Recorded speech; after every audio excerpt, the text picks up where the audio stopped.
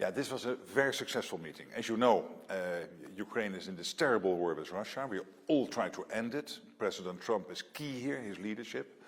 But we need to make sure that whatever the end situation is, that Russia will never ever attack again.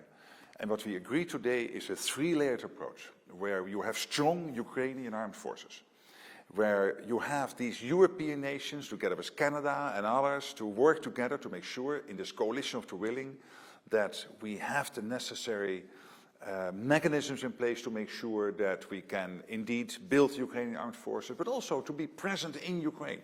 Could you tell us more about the role the United States would play? We've been hearing a lot about the backstop and what it would look like. What does it look like now after this meeting? Yeah. Generally speaking, it means that when it comes to building up the Ukrainian armed forces, making sure that if there has to be some surveillance of a ceasefire and a line of contact, that the US will play a big role, making sure that if the Russians would attack again, it is clear that then all of us, the Europeans, but also the US, have to make sure, of course, that first of all the Ukrainian armed forces, but if necessary also the others, will prevent Russia from being successful. So we're imagining, in terms of these binding security guarantees, European boots on the ground with American backing.